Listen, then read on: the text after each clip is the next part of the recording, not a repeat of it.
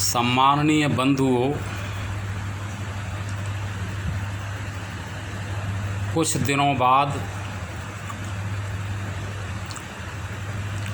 हिंदी दिवस आएगा। हिंदी का ऐसा दुर्भाग्य है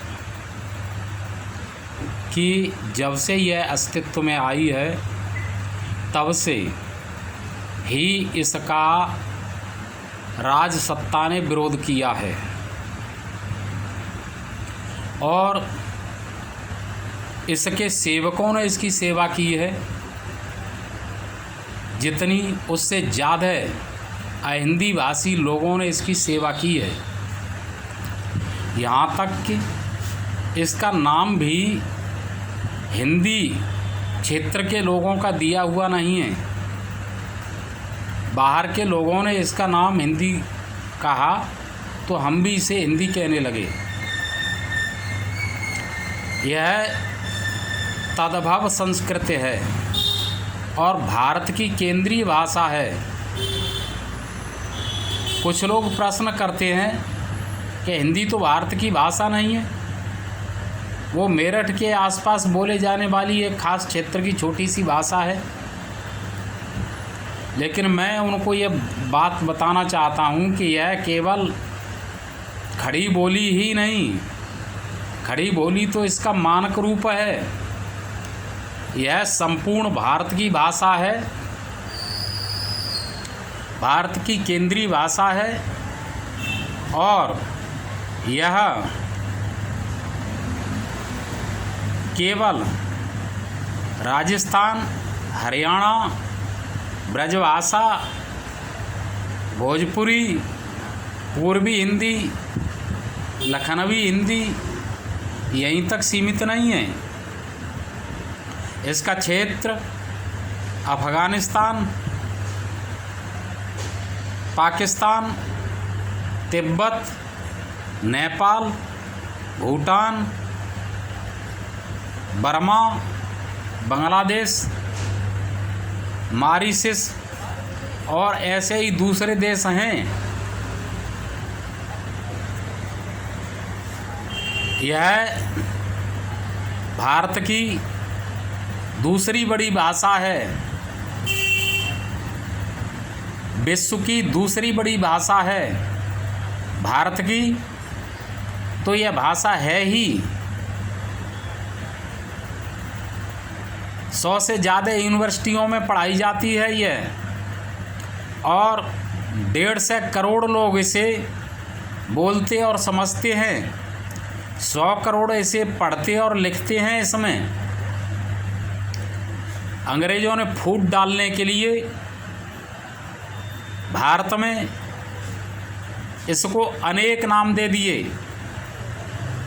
जैसे पंजाबी, गुजराती, सिंधी, महाराष्ट्रियन, उड़िया, बंगला, ऐसे ये भाषाओं के नाम दे दिए। ये वास्तव में हिंदी के प्रांतीय रूप हैं। इनको यह कहा जाए कि बंगाली नहीं, बंगाली हिंदी, उड़ीसाई हिंदी, मराठी हिंदी, पंजाबी हिंदी, सिंध वाली हिंदी, गुजराती हिंदी, कश्मीरी हिंदी, ये इसके रूप हैं। अब एक और अन्य बात यहाँ पर मैं कहता हूँ कि भारत की केंद्र सरकार राजनीतिक कारणों से अनुचित आर्थिक लाभ और अनुचित रीति से अयोग्य होने पर भी पद पाने के लालच में इसके साथ सौतेला व्यवहार करते हैं। जब देश आज़ाद हुआ था तब भी हिंदी समर्थ थी। भारत के बाद जो देश आज़ाद हुए छोटे छोटे, उन सब ने अपना संविधान अपनी मातृभाषा में लिखा, लेकिन भारत में गद्दारों को सत्ता मिली, देश आज़ाद नहीं हुआ, देश में सत्ता हस्तांतरित हुई, तो उन्होंने अपने जैसे अयोग्य लोगों को सत्ता में बनाए रखने के लिए, अच्छे पदों पर पहुंचने के लिए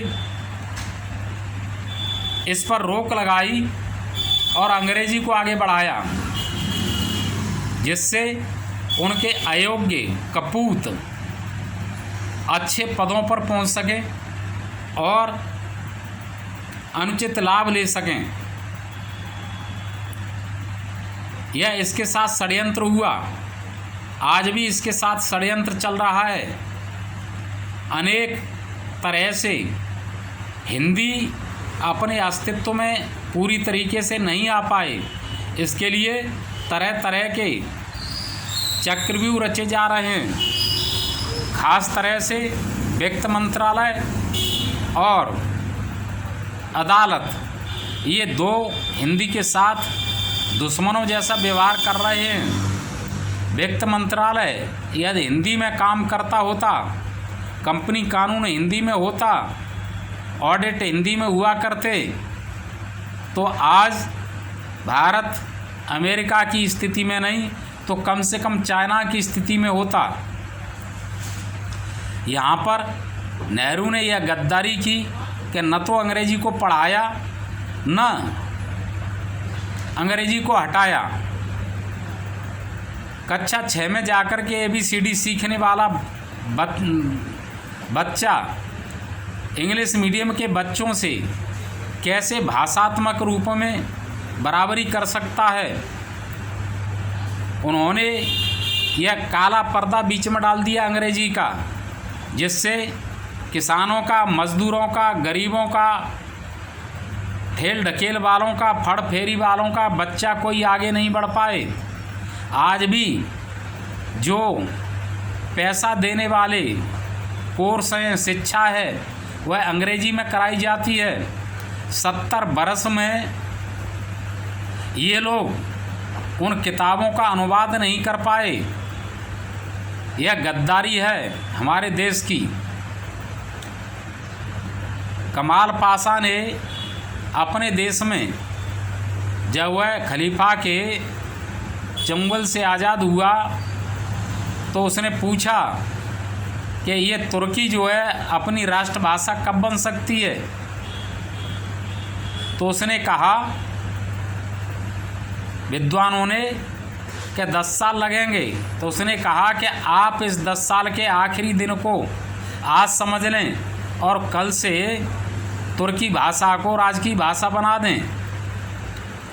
तो यह है सत्ता की हनक, जिससे वहाँ पर राजभाषा बन गई और यहाँ की गद्दार सरकारों ने इसके साथ हमेशा सौतेला व्यवहार किया है। न्यायपालिका अभी भी न तो सुप्रीम कोर्ट, न तो भारतीय भाषाओं में हिंदी में याचिका स्वीकार करता है और न हिंदी में न्याय देता है। मैं यह जानना चाहता हूं कि इनको अंग्रेजी थोपने का अधिकार किसने दिया है। नागरिकों को, जो वोटर हैं, करदाता हैं और फरियादी हैं, उनको ये प्रकृति दत्त अधिकार है कि उनसे संवाद उनकी भाषा में किया जाए। लेकिन यहाँ की नालायक सरकारें, सदन, प्रशासन और न्यायपालिका ये बड़ा नीचतापूर्ण व्यवहार कर रहे हैं हिंदी के साथ।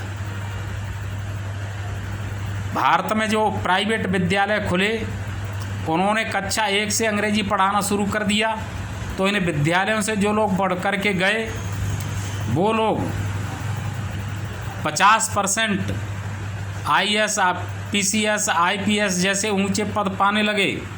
तो इस देश के षड्यंत्रकारियों ने क्या काम किया कि वे अब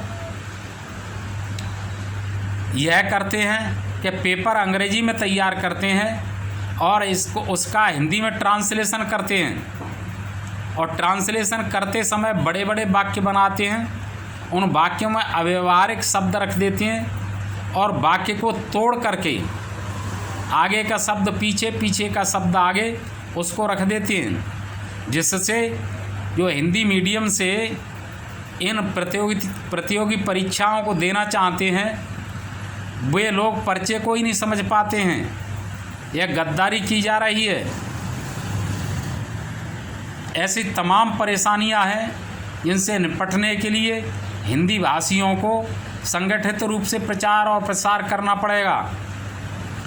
और एक अन्य निवेदन मैं यह करता हूं कि जो भी हिंदी भाषी हैं वे जब भी बोलें तो साफ साफ बोलें, जिससे किसी को सुनने और समझने में परेशानी नहीं हो। लिखें तो साफ साफ लिखें, जिससे किसी को पढ़ने में परेशानी नहीं हो। और आदर्श शब्दों का प्रयोग करें, चुने हुए शब्दों का प्रयोग करें।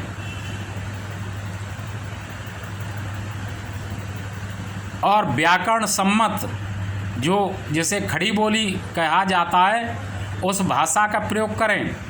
जब बोलते हैं तब इस बात का ध्यान रखें कि हर अक्षर के लिए और हर शब्द के लिए एक समय की आवश्यकता होती है, उतना समय दें। और जितनी आवश्यकता हो अक्षर को और शब्द को उतना उस पर बलाघात भी लगाएं। हिंदी स्फोटक भाषा है, इसमें हर अक्षर और हर शब्द साफ साफ बोला और लिखा जाता है। इसकी लिपि नागरी है। नागरी का मतलब होता है नगकीय। नग एक अपने आप में अलग इकाई होता है। तो हिंदी के जो अक्षर हैं, शब्द हैं और वाक्य हैं, वो अपने आप में एक इकाई होते हैं। तो ऐसे साफ तरीके से बोला जाए कि हर सुनने वाले को, पढ़ने वाले को एक एक अक्षर साफ सुनाई दे, साफ दिखाई दे। और इस बात का ध्यान रखें कि स्पीड स्लो हो और शब्द का उच्चारण साफ भाषा में हो।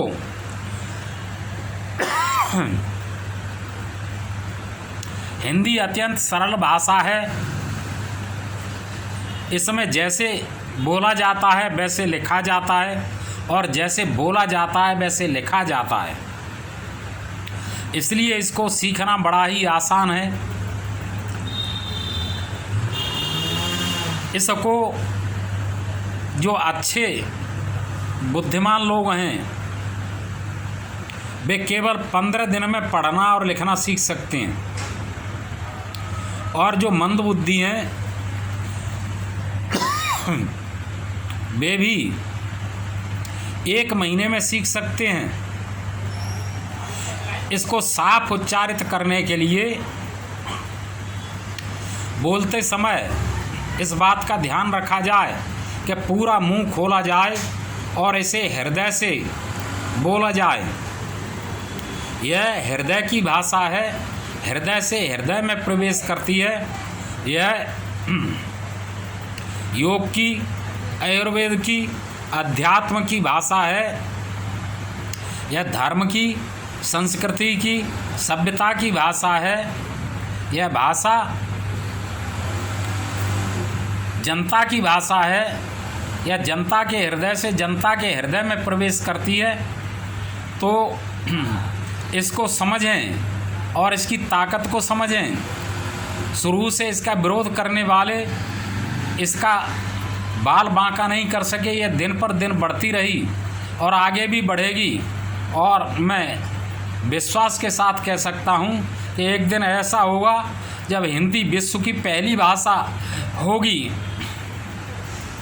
आप किसी भी भाषा में लिखें, चाहे गुजराती में लिखें, चाहे महाराष्ट्रियन में लिखें, चाहे पंजाबी में लिखें, चाहे कश्मीरी में लिखें, चाहे बंगला में लिखें, चाहे उड़िया में लिखें, लेकिन लिखें नागरी भाषा में।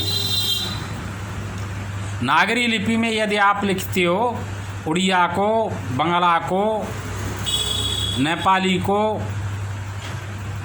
पंजाबी को, कश्मीरी को, महाराष्ट्रियन को, गुजराती को, सिंधी को, तो वह हिंदी ही बन जाएगी। और एक बात मैं यहाँ पर अन्य यह कहना चाहता हूँ कि हिंदी में जो पर्यायवाची शब्द पढ़ाए जाते हैं या सब भाषाओं में पढ़ाए जाते हैं, वैसे भारत की जितनी भी उपभाषाएं हैं उनके सर्वनाम, सहायक क्रियाएं, संयोजक और अव्यय, ये शब्द पर्यायवाची भाषा के रूप में पढ़ाए जाएं।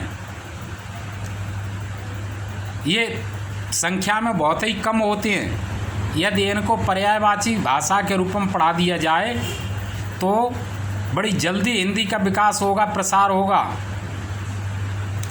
और नागरी लिपि पूरे भारत में अनिवार्य कर दी जाए, सब स्कूलों में जो पढ़े उसे अनुदान दिया जाए, अतिरिक्त नंबर दिए जाएं। ऐसा यदि कर दिया जाए तो नागरी लिपि को फैलने में अधिक समय नहीं लगेगा। जो अधिकारी अंग्रेजी सीख सकते हैं, जो जज अंग्रेजी सीख सकते हैं, वह अपने देश की भाषा हिंदी को क्यों नहीं सीख सकते हैं। हकीकत तो यह है कि ये सब जानते हैं, लेकिन द्वेषवश ये लोग हिंदी को स्वीकारते नहीं हैं।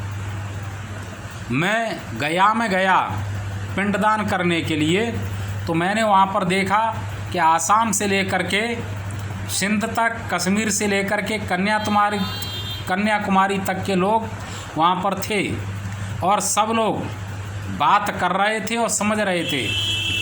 किसी को बोलने में, समझने में कोई परेशानी नहीं हो रही थी। मैं दिल्ली गया तो वहाँ से लौटते समय रेल में मुझे दक्षिण भारत के कई लोग मिले। वे लोग सब हिंदी बोल रहे थे और हिंदी समझ रहे थे। मैंने उनसे पूछा कि आपने हिंदी कैसे सीखी, तो उन्होंने बताया कि हमने नाटकों के माध्यम से, जो टीवी पर आते हैं, पिक्चरों के माध्यम से, गानों के माध्यम से हिंदी को सीखा। वहाँ पर सभी लोग हिंदी समझते हैं और बोलते हैं, और ये विरोध होता है केवल राजनीतिक कारणों से होता है। तो मेरा उन लोगों से कहना यह है कि जो हिंदी का विरोध करेंगे वो पिछड़ जाएंगे। हम हिंदी को संजोएं, इसमें विखंडनात्मक तत्वों को न बढ़ाएं, भाषा में भी और व्याकरण में भी संयोगात्मक तत्वों को बढ़ाएं। और हम बंगाल की, बांग्लादेश की, म्यांमार की, नेपाल की, अफ़गानिस्तान की, पाकिस्तान की हिंदी को संजो करके रखें और एक भाषात्मक साम्राज्य बनाएं। यदि हम इतने बड़े क्षेत्र को भाषा की दृष्टि से एक कर लेते हैं तो हम लोगों को आने जाने में, व्यापार करने में, पढ़ने लिखने में, शादी विवाह करने में, नौकरी आदि करने में, व्यापार करने में कठिनाई नहीं होगी। हमारी 90% ज़रूरतें इन्हीं क्षेत्रों से पूरी हो जाएंगी और हम सबको सहूलियत और सुविधा होगी। इन्हीं शब्दों के साथ मैं अपनी बात समाप्त करता हूँ। जय हिंद, नमस्कार।